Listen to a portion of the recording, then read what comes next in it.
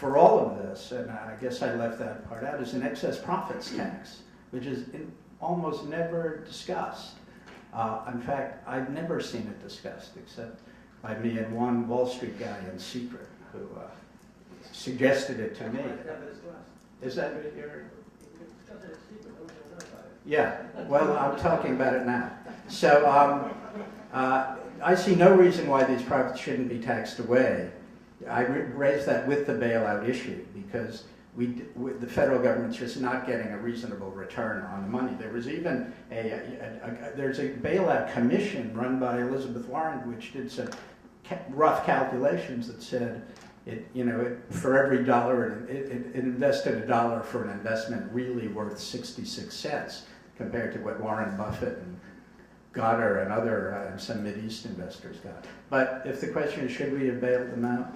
Yeah, I think there should have been a bailout, much more stringent. And without question, some of those managements should have been removed. One quick point. We readily removed, one of the issues we faced is we readily removed the GM management. They got TARP money. Remember GM?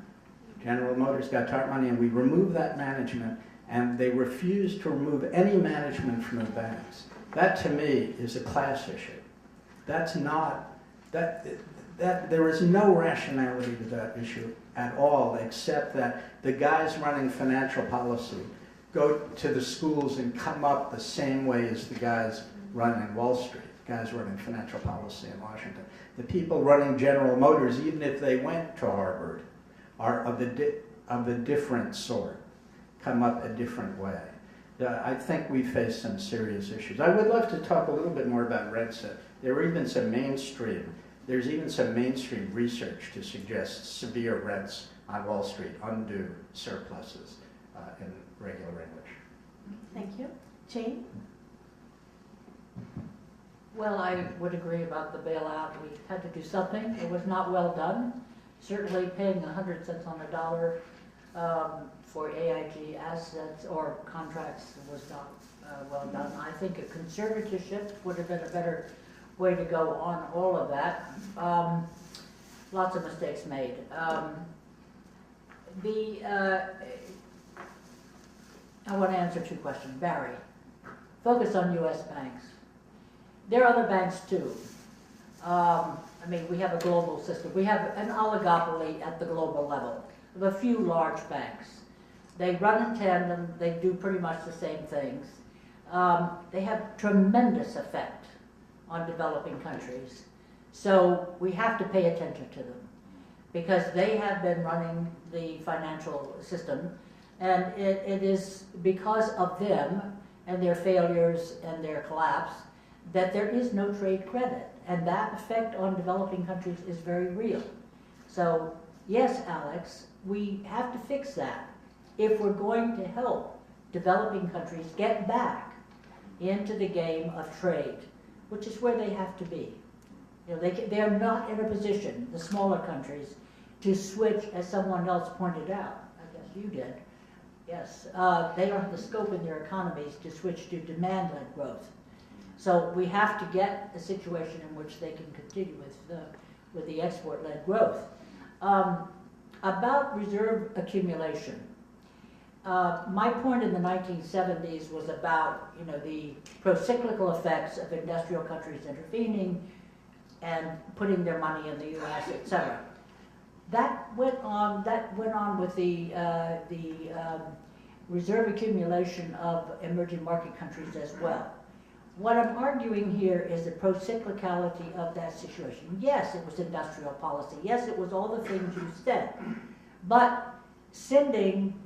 earning the money, and then sending it to the United States and getting a very small interest rate, where they are exacerbating the credit problems in the U.S., creating the conditions, yes, under which their industrial policy will work because they provided the credit for the American household to go into debt. At the same time, the inflow was so enormous. In 2005, the current account deficit was 2006 maybe, was $800 billion, the deficit, and the net inflow was 1.6 trillion. So what happens, and this of course was just the peak of a pattern, that then the money is recycled. As Corker made it, the US became the banker. So you had then the money that the emerging market countries, the developing countries sent to the US is recycled back out in the form of foreign ownership of their productive and financial assets. Is that equity? No. It's always get technology, but they don't exchange the reserves before we directed that. Thank you very much, Jane. The questions that are still open are maybe the least developed countries and the South-North capital flows. If among others you want to address. Let me, I think the official reserves question still needs to be addressed a little bit more. I think there's an empirical question.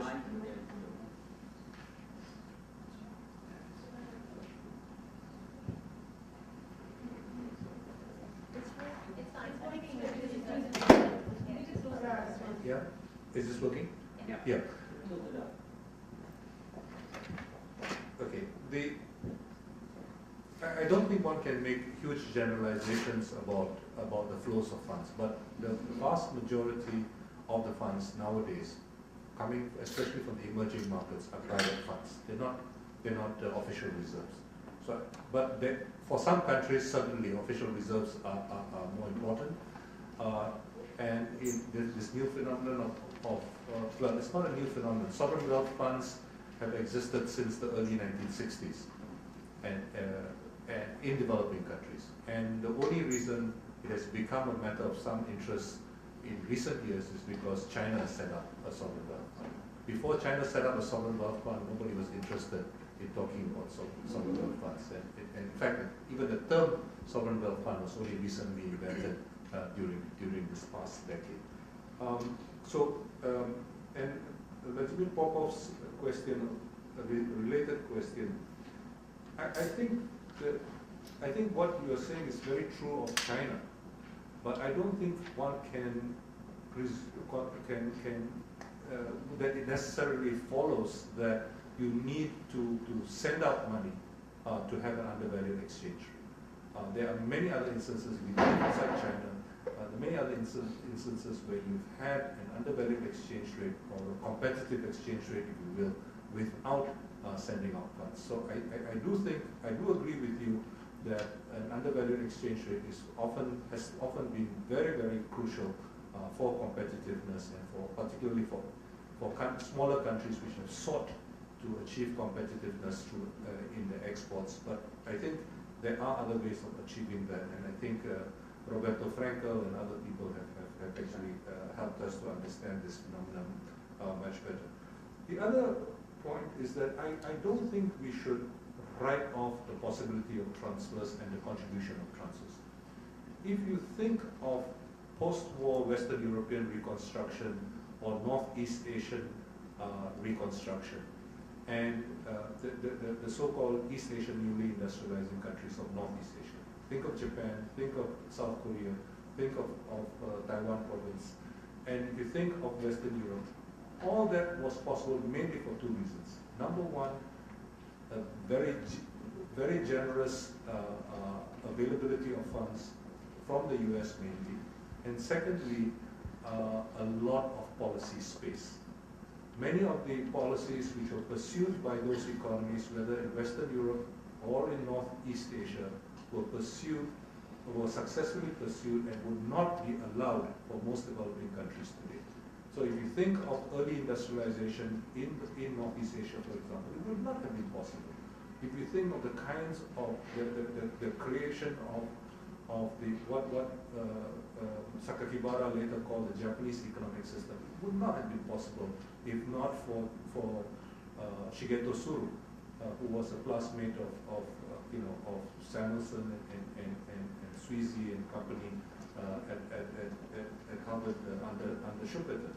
So you have, I think it is true to say that foreign aid in the last 3-4 decades has certainly not been terribly developmental. But on the other hand, I think we run the risk of throwing the baby out with the